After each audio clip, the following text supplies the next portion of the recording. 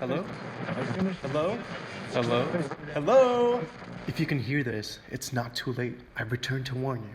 This is Time Pop, a podcast that discusses time travel and pop culture. There are spoilers. I've seen the future, and nothing is sacred to these folks. Your past, present, and future are sure to be ruined. Even if you could go back in time, as I have, you will never forget what you are about to hear. You've been warned. This is Time Pop. So let's do this. Okay.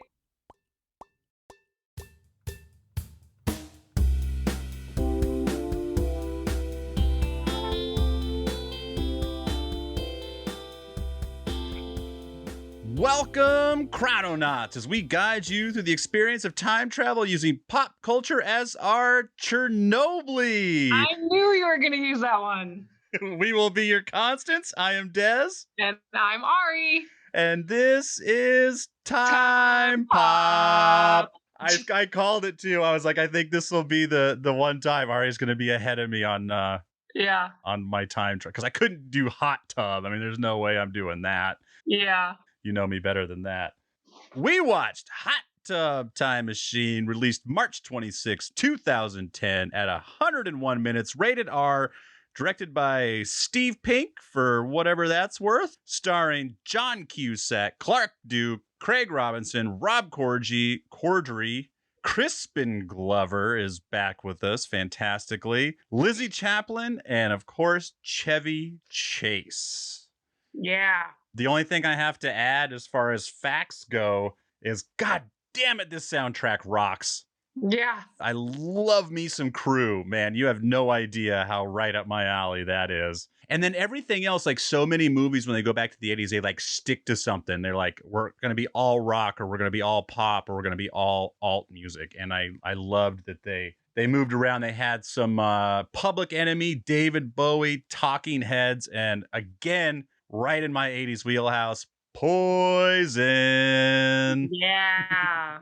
So great. So when did you watch this? What's today? Wednesday? I watched this on Monday night. Very nice. Yeah. I assume Scott watched it with you? Yes. And how many times have you seen this? You've seen this just once before? No, I think I've seen this twice before, so this is my third time.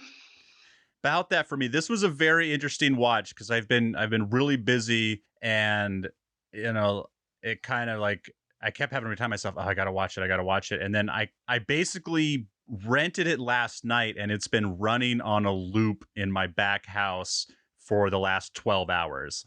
Wow. And some of that has been muted. Like it was on in the background while I edited Star Trek First Contact, and I fell asleep to it last night. And then, so I caught the beginning, of course, a lot last night. And then today I sat down and watched the last hour very closely to try to put it all together. So I still might sit down and watch this tonight. I think Will might enjoy this. Kelly, it might be fun for Kelly if we just relax. So I might watch this one again. Has Will seen it before? I doubt it. I'm sure he's seen lots of memes and YouTube videos about it, but he probably hasn't seen it from A to Z. And I was a skier back in the 80s too, so this was kind of fun for that. I could see all the everyone on the mountain wearing those clothes. I lived that life for a little while, so that was a lot of fun. This is a really good comedy. Yeah. We'll get into how good of a time travel movie it is in a minute, but it's weird. I've been kind of digging up old comedies to watch around the boys, just something that I enjoy, that they'll tolerate. And rated R comedies I forget how surprisingly rare they are. I always forget how much they try to PG-13 comedies to make them family watches. Yeah. Well, also, the only other comedy time travel movies that exist would be Back to the Future. Are there any other comedy time travel movies? Oh my gosh, I didn't think about that. That is a rare. But if you think about it, it fits really well, because time travel is not really a thing. And so turning it into a comedy works. Both of those movies are great. This one and Back to the Future. I guess I'm trying to go through the list of what we've done. Frequently asked questions. Oh, okay. Yeah, that's something on the comedy aspect for sure. Because I think as soon as it's a comedy, you almost have to reference other time travel movies or the existence of how you understand time travel. And I think Yeah. to steer clear of that, you have to be a little science serious. Yeah. Speaking of referencing other time travel movies, we watched Endgame with Zoe over the weekend. Oh, really? Yeah, and she just wanted to watch it. She was like, I want to watch this again. And so we watched it again, and it's such a great movie. And they, of course, reference every major time travel movie. They're like, wait, so Back to the Future is not correct? Back to the Future lied to us? No. So it is, time travel movies like referencing other time travel movies. Does she actually sit through that whole movie? Oh, yeah. Wow. Way to go, Zoe. Yeah, she loves that movie. It's a great movie. It is. Maybe I'll have to watch that tonight too. I could probably talk Kelly into that one pretty easily. Yeah, this one has some great references, and I love that not only do they mention it, but they use it to actually explain time travel. They actually incorporate it, whereas Endgame is like none of that is real. This one kind of brings in a bunch of movie references and are just like time. I guess I needed to pay more attention to Time Cop. Yeah. And stuff like that. Yeah, but it also, it almost feels like it's piggybacking Back to the Future in a sense, with the style and the comedy and the 80s, obviously, and then, having the part from, what's that guy's name? Crispin Glover. Yeah. As Phil. Yeah. And I caught it. I barely caught it on my last watch through when they're in the bar betting. Rob Corddry apparently introduced himself as McFly. Yes. I totally rewinded it at that point. I was like, did he just call him McFly? And I thought I missed something too. I was like, did I totally miss something? But I love that they just kind of paved over it, and you have to infer that that's his alias. All right, Ari's getting ready. She's tying the hair back. The overview is coming. It's coming. This will be. I'm very curious to hear this overview. Really?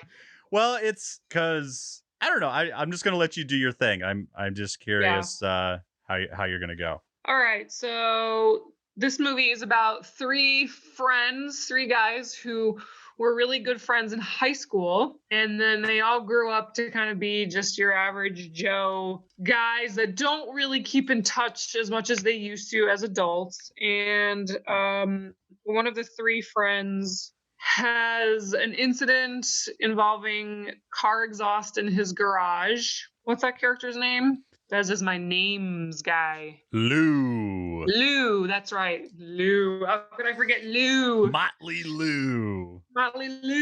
Okay, so he's in the hospital and they contact these two friends, the other two guys, and they go and, they're all suspecting that he killed himself because he's just been a very unhappy person. And so to cheer him up, they're like, we're going to go to this ski resort we used to go to in high school, and we're going to have a great time, and we're going to bond and party, and it's going to be great. So they go, and this place was apparently the happening place in the 1980s, 86 to be exact, is when they were in their prime, in their heyday. And when they get there now, it's a total ghost town, and it's depressing and dilapidated. And they stay there in their room, in the same room and everything, and the room happens to have a hot tub. And also, I'm sure everyone has already watched, but along with the three friends are John Cusack, or Adam's nephew, Jacob, is along with them as well. So John Cusack's character, he has a nephew who lives with him. And so for the weekend, he's making his nephew go with, because his nephew is a nerd who stays in his basement playing video games all day long. Second Life, to be specific. Yes. So he's like, you have to come with. Maybe you'll get a chance to talk to some girls. So he comes too, and he does not get along with Lou, the guy who tried to kill himself, because Lou is pretty much an asshole. Pretty much. Just pretty much an asshole. And a proud one at that. Yeah, like he's just not a nice guy. Angry, bitter, asshole. Okay, so the four of them go to the ski resort, and the hot tub is gross and broken, and there's a dead animal in it, and then all of a sudden they go back inside and come back out to the hot tub, and it's fixed and glowing and ready to be used. So what? Skinny dipped in. Skinny dip, yeah. So in preparation for this wild weekend, Lou has brought an entire briefcase full of drugs and drinks and No. Wasn't Lou? No, that's not until they get their luggage from 1986. I mean, of course, they've brought lots of booze and a little bit of weed on this trip and the Chernobyl, but it's not the Hunter S. Thompson suitcase doesn't show up until 86. Okay, you're right. So, but the Chernobyl is Lou brought the Chernobyl. Okay, so I guess it's just in his regular backpack, Lou brought something called Chernobyl, which looks like a Red Bull can. And apparently it's like a Russian Red Bull that is illegal in the States because it's got some weird stuff in it. It's got nitrotranium. Yeah. Is that a real thing? Probably not. I'm going to look that up, actually, while you go ahead and continue. Okay. So the four of them party in this hot tub and proceed to get very drunk and very wild. And the Chernobyl can get spilled onto the mechanics of the hot tub, and there's electricity and spinning. And when the night is over and the next morning they all wake up, and we find out that they have been transported to 1986 magically. Magically, yes, through the hot tub. So they discover that they are in 1986 through a series of events, and they discover that, or they talk about that they have to do the exact same things that they did last time they were here, or they might mess up the future. So not only are they in 1986, but they're in their 1986 bodies as well. That's right. So when they look at each other, they look the same, but everyone else there sees them as their high school selves. And are they in high school? Because I know they do say something like, well, nobody cards here, so it doesn't matter. Maybe it was college. Because I was thinking about that later with all the partying they were obviously doing the first time through. They must have been 21, but I don't know. I was trying to figure that out towards the end of my last watch, and how old they were. Yeah.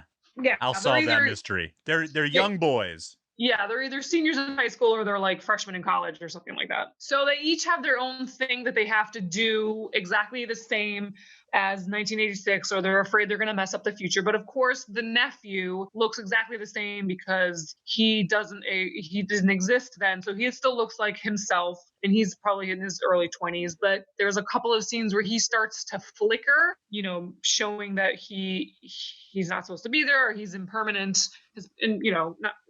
So he's Marty McFlying a little. Well, no, I guess that's different, but it's the same theory. Same theory, right? So the things that they have to do, John Cusack's character has to break up with his, I think it is high school sweetheart. Yeah. And she stabs him in the eye with a fork or a spork or whatever it is. I just know him as Daryl from The Office. Yeah. What's his name in the movie? His name in the movie is Nick. Nick. Okay. Nick's character has to perform in a mediocre band on stage and then sleep with a groupie. Yes. That's what he has to do. He has to do that. That's what he did back then. Right before this, just to set this in motion, they meet Chevy Chase, who is the repairman. And he comes in to he comes out of nowhere to fix the hot tub. And he says, wow, this one's a really special one. Something's broken. And his quote is, he says something to the effect of, if you change one little thing, this remains broken. He's like this magical guy that just appears out of nowhere and gives them very vague warnings about what to do and what not to do as far as getting back. Like, if you change anything, it'll mess things up, and you have to get the time machine working again by a certain time or you'll never be able to get back. So is that where they figure out that they have to do everything exactly the same? Yes. Okay. So Chevy Chase warns them that you have to do everything exactly the same or it'll all be messed up. So one of them has to break up with his high school girlfriend. One of them has to do a performance on stage and sleep with a groupie, even though he's married in the future. So he has issues with that. And Lou, the mean one, has to get beat up like 4 or 5 different times by the bullies. By the ski patrol. Yeah, the ski patrol cliche 80s bullies. Like he gets beat up like many times. So they all have to do that again. And as the day goes on, Lou gets beat up. Nick does the performance and sleeps with the girl, even though he's crying through the whole thing because he doesn't want to cheat on his wife, even though apparently she's been cheating on him. Yes. Well, he doesn't.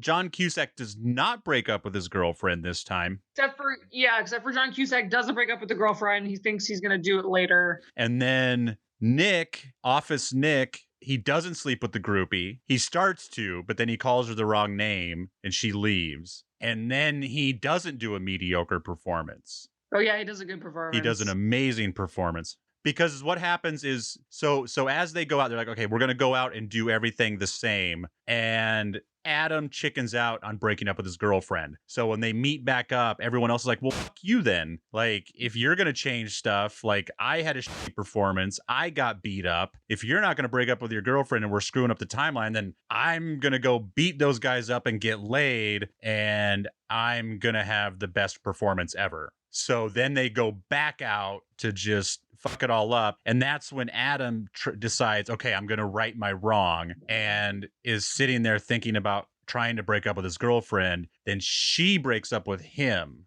Right. And he gets really pissed. He's like, what the fuck? You stabbed me with a fork and the whole time you were going to break up with me anyways. And then he's cussing her out because he's so mad. And then she stabs him with the fork anyways. There is one point though, which is important. The morning that they wake up, the first morning that they time travel and they get there and they wake up, Lou, who is so hungover that he throws up on a squirrel. And this squirrel is important because it comes back later on. So he vomits on a squirrel. And so then they go through all these things. And yeah, they basically say, okay, you didn't do what you were supposed to do. I'm not going to do what I was supposed to do. And let's see, at some point, John Cusack's character meets another girl, a woman who's a reporter there reporting on Poison, who's there performing, and he like has like a moment with her and a meet cute. Thank you. It's exactly what they had, a meet cute, and they had a little adventure where they broke into someone's house. And she's clearly into him, but then she has to leave.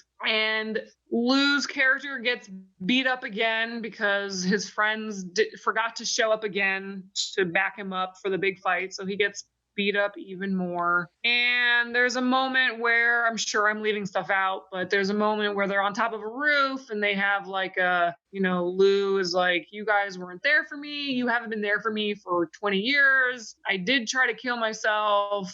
Your friends, what happened to us? And then they all fall off. They all start to fall off the roof, but then they're saved by the creepy bellhop guy because he still has both his arms. Yeah, when we meet the bellhop at the beginning, he's got one arm, and so now in 86 he's got both arms. So they're all waiting to see the incident of how he loses the arm. Yeah. So this whole time too, Jacob, the nephew, is running around. He is the piece of sanity because this is not only is he not born yet, but this is 9 months before his birthday. Oh yeah, he figures out that his birthday is in 9 months, so his mom, who is there, happens to be there because it's John Cusack's little sister. She's also there at this weekend, and she's a total slut bag. That's a good way to put it. Yeah.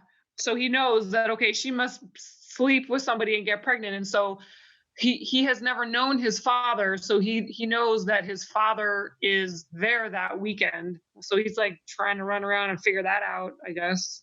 Mostly he's just trying to right the wrongs. He just figures if he rights all the wrongs, then his mom will, whoever she's supposed to. Right. He's just trying to hold it together. Right. And the mysterious hot tub man has told him that they have to be back in this hot tub by by the next morning or they'll be stuck there. So he's trying to get that guy to fix the hot tub. This quote I did write down. I don't know what happened to the other one, but he says, the party is over at dawn. Oh, yeah, dawn, that next morning. And he does figure out that he somehow figures out that it was the Chernobyl. He's like, I can't fix this because something got into the circuits and messed it all up. So whatever messed it up the first time, you're going to need that same additive to screw it up again and fix this. So they have to retrieve the can of Chernobyl that was taken by the patrol bullies, the 80s bullies that beat up Lou. So they got to go retrieve that can. Some other weird things happen. Like at one point, Lou and Nick are in a bar watching an old football game, and they're like, wait, we know what's going to happen. Let's start betting everybody here because we know who's going to win and what's going to happen. And they're making all this money. And then there's the final play of the game, and they say it's going to happen exactly like this. And the other person that they're betting is like, I bet you that it's not. And you see on the TV that it's going to happen exactly the way that it's supposed to, but then it doesn't because there's a squirrel with vomit on it that runs onto the field, messing up the game and ending it differently than it did in the past. And John Elway doesn't become John Elway, and he doesn't own multiple car lots in Denver, and everything has changed forever. So, yes. The Drive. The Drive. Is that like a well-known thing? Yeah. The Drive. Okay, where were we? So they're retrieving the Chernobyl from the ski patrol. Right. The hot tub is fixed. They just need to get the Chernobyl. They are like, let's get back in the hot tub. But one but. I know we're racing towards the end, but while they're doing that, Adam's sister and Lou get busy. Right. So they've been having this like flirty, abusive. He's an asshole. She's a bitch. They're made for each other. Yeah. So they end up sleeping together, and while they're in the process of doing it, the nephew and John Cusack walk in the room and stop them, and all of a sudden the nephew vanishes out of thin air, and at that point Lou realizes, I'm that guy's dad. So they continue to do it, and the nephew reappears out of nowhere, and he finishes, obviously. And so then they all get back in the hot tub, or they're about to all get back in the hot tub. They pour the Chernobyl on the mechanics of the hot tub again, and they're all about to get back in. And Lou says, there's nothing back there for me. I'm not going back. I was trying to kill myself. Oh, that's where he said it? He didn't say it on the roof? He says it right then. Oh. No, I think you're right. I think he does say it right then, yeah. Yeah. And if I go back, I'll just try again. Yeah, exactly. There's nothing there for me. And John Cusack's like, okay, then I'll stay with you. And Lou says, that's all I needed to know. And he pushes him in the hot tub so that the three of them go back, but Lou stays.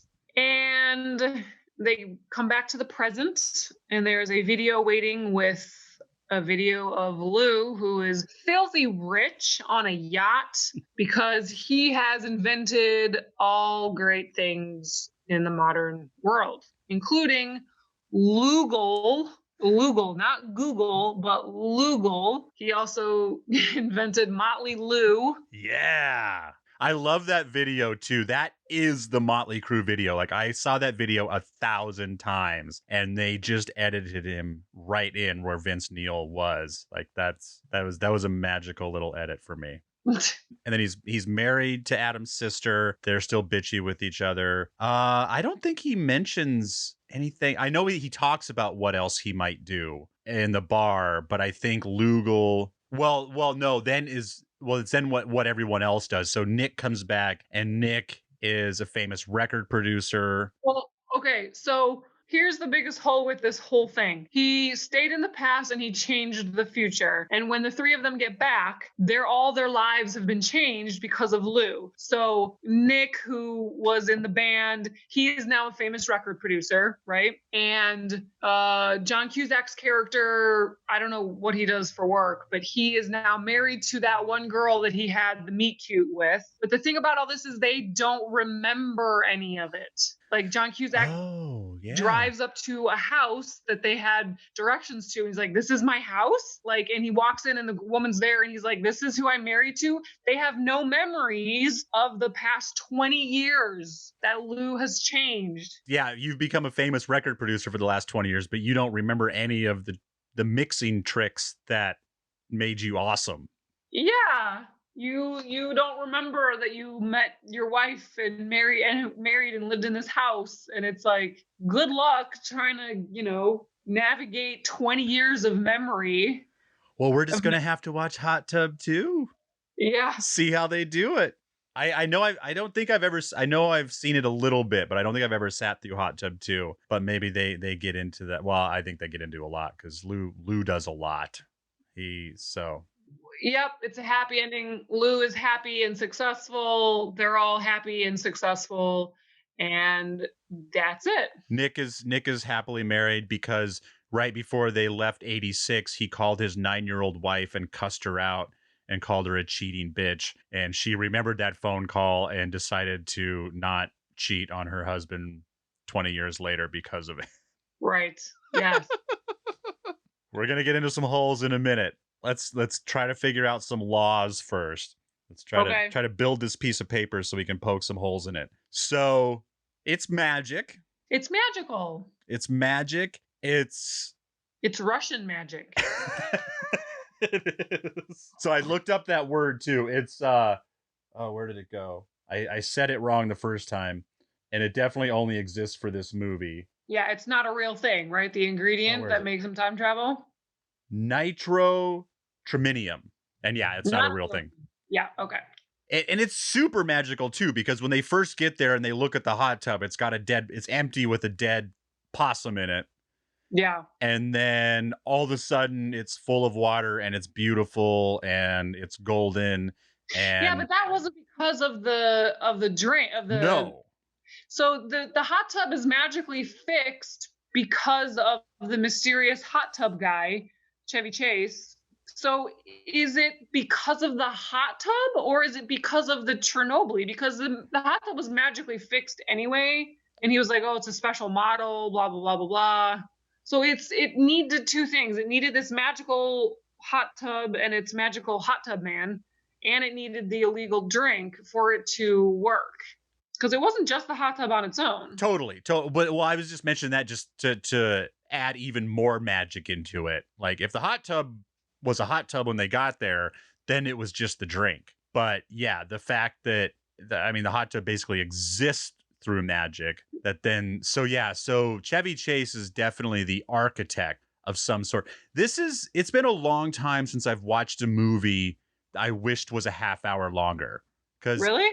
I have a hunch that some of these little things are probably explained. Like I bet there's a few more scenes of Chevy Chase maybe explaining, and I can see why they cut it out for a comedy. It doesn't surprise me. But this movie also dabbled enough in time travel that I could see them filming those scenes and then them hitting the editing room floor to move the comedy along. The one I noticed was when Crispin Glover saves them off the roof, they cut and he's all of a sudden driving them to the party to steal the Chernobyl back. There's definitely something said by Crispin Glover that got cut out. Like it's one of those edits that's just a half a second too late. And you can see Crispin Glover about ready to go into his monologue or something. And then they just cut. So that definitely led me to believe that there's, the Crispin Glover and the Chevy Chase character probably got cut out a lot. And I would love to see some of those scenes. It was a combination of this magical hot tub, one of a kind, and this illegal Chernobyl drink. And here's the weird thing too, because it's room 420, the room they always went to. The hot tub is magical. Not only do they get transported back in time, but they get transported back into their bodies. But when they first get there in 2010, I think one of them, and it's not Jacob either. If Jacob said it, and maybe I'm wrong, if Jacob said it, it would make sense because he's never been there. But I swear one of the older gentlemen says, oh my God, there's a hot tub. Like it was installed in the last 20 years. Yeah, they made it seem like they were shocked about the hot tub, meaning it wasn't there in 86. So. Yeah, because if they were partying in 86, if they were drinking in that hot tub in 86 and drinking in that hot tub in 2010, you could see in this magical world how they got transported back into their bodies somehow. Yeah. And that could have been, I mean, obviously we're not going to unplug this holy hot tub, but that would have been an easy way to like go, oh, okay, I see how they got mixed up in there. Yeah. I mean, it must have still had a hot tub in 86. Yeah. It had to have. It must have been Jacob. Maybe it was Jacob that was like, oh my God, there's a hot tub. Yeah, it must have been. That's the portal. So other laws of this movie is, yep, when you get transported back in time, you go into your past body, right? So that there's no paradox of running into your past self. Yes. It's almost as your consciousness travels back in time, but your body doesn't. And then the majority of the movie is explained when Nick does a huge line of coke and says, it's just like the Terminator. When John Connor sent Reese back in time to save his mom, to have sex with his mom, but if he doesn't send John Connor back, then John Connor can't be. And then he goes on this rant. They're like, exactly. Yeah, so it's totally they're of all the time travel stuff they mentioned, this is the Terminator paradox. Yeah, what they chose. Ish. So is Lou? Does Lou ever mention anything about having sex with Adam's sister before? No, it's almost as though he forgot. Like, they make a point to show certain things that they forgot. Because, this was 20 years ago. And so Lou was like, I remember I had sex with some chick, but he like couldn't remember. And then at one point he's like, oh yeah, I slept with your sister. Okay, so he was always Jacob's dad. And that would make sense after getting beat up. This is one of those movies, too, where people do insane amounts. So when they come back to 86, the two-armed bellhop delivers their 1986 luggage, and Adam has a Hunter S. Thompson-like suitcase full of booze and drugs. And later on that night, he starts to do all of them. Now, he doesn't do all of them, but he does a little bit of everything. So, including a ton of mushrooms. And then like 2 hours later, he's fine. Yeah, exactly. And everyone's drinking copious amounts of, like, the bulk of this movie takes place in about an 8-hour period. And in that 8-hour period, they consume a criminal amount of narcotics and alcohol, but they still just function just fine and stay alert and awake and all that stuff. So that's the biggest hole for me. That's not even a science hole. You just can't get that up and then finish your night normally. Yeah. So, I mean, one of the major holes with this is it's a ripple effect, it's a butterfly ripple effect, but except for when it comes to your memory. Yes. And as Lou pointed out, butterfly effect, great movie. Yeah. They reference butterfly effects and, they're afraid of changing something because it might mess up the future. And then Lou goes and changes everything. Yeah. Yeah.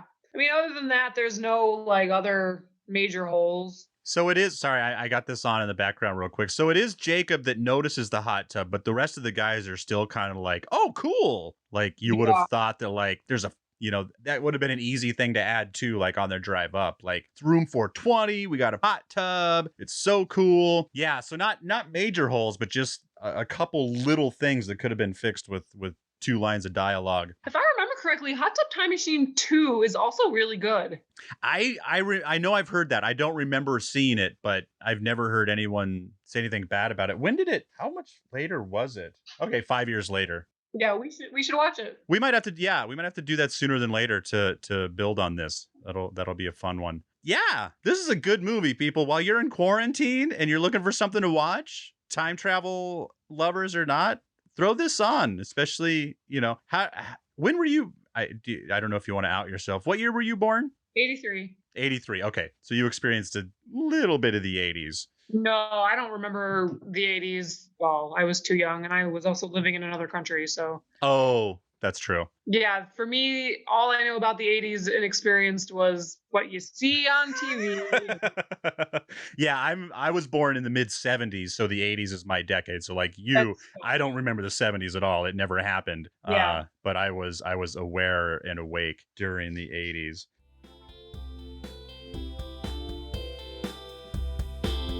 Thank you for listening to Time Pop.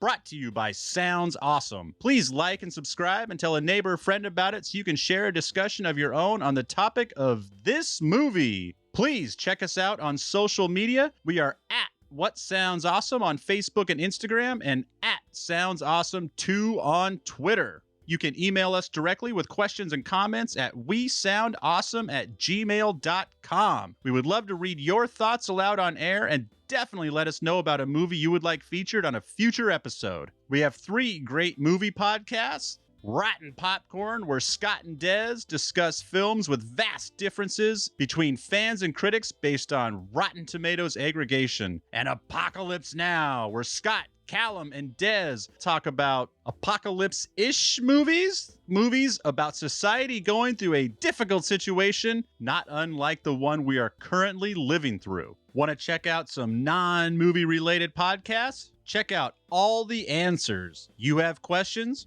The Record Keepers have answers. Cassidy and Katie have sassy comments. Who are the Record Keepers? You'll have to listen to find out.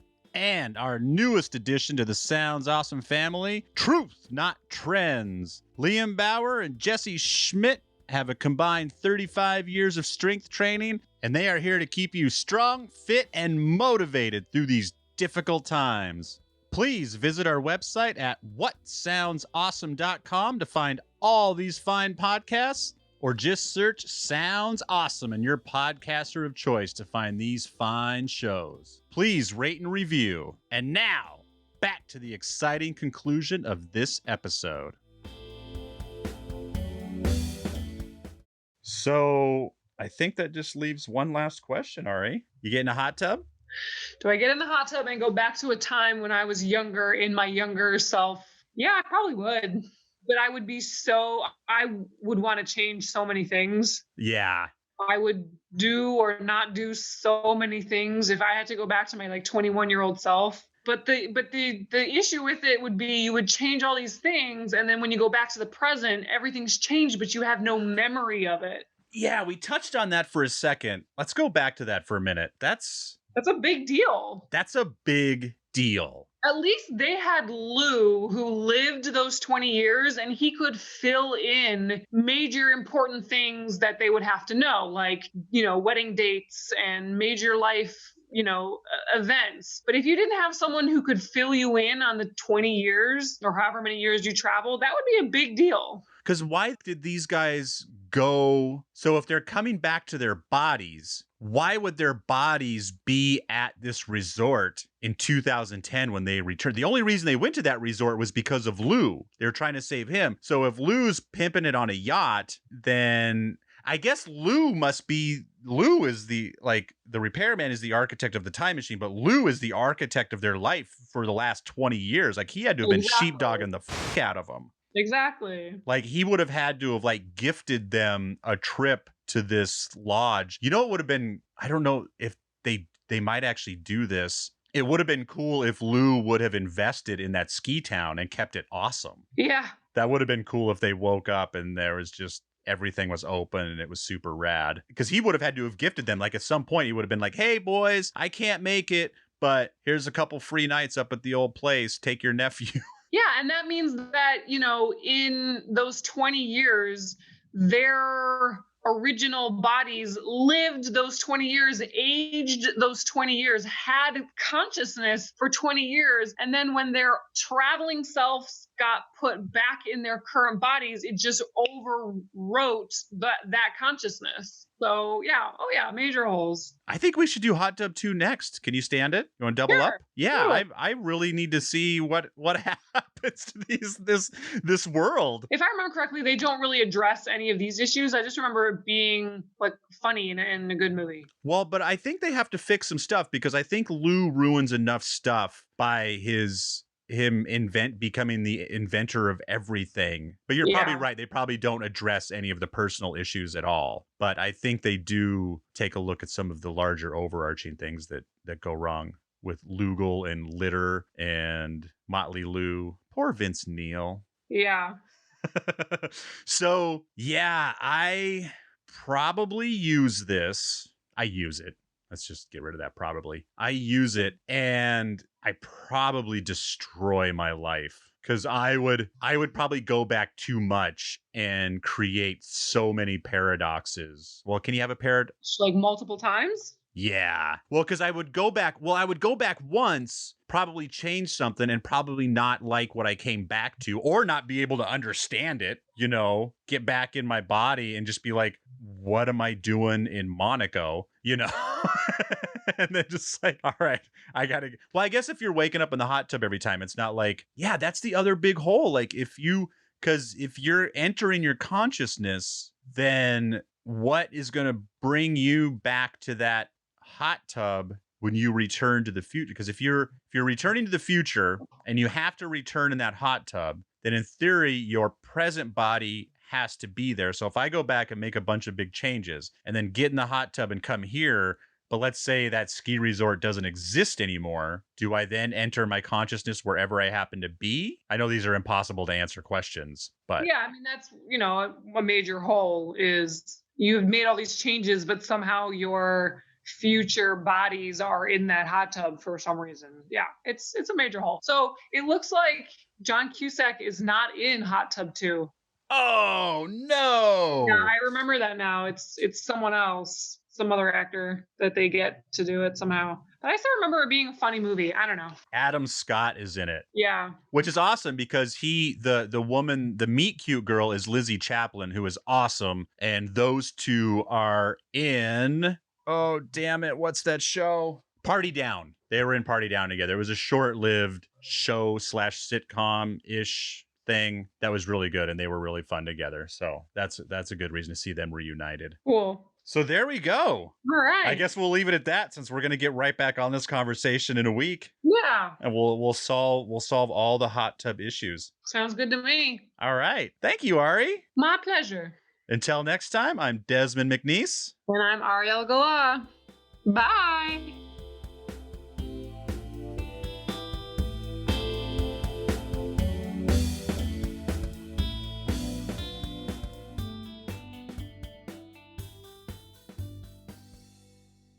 I feel like I need a new outro catchphrase.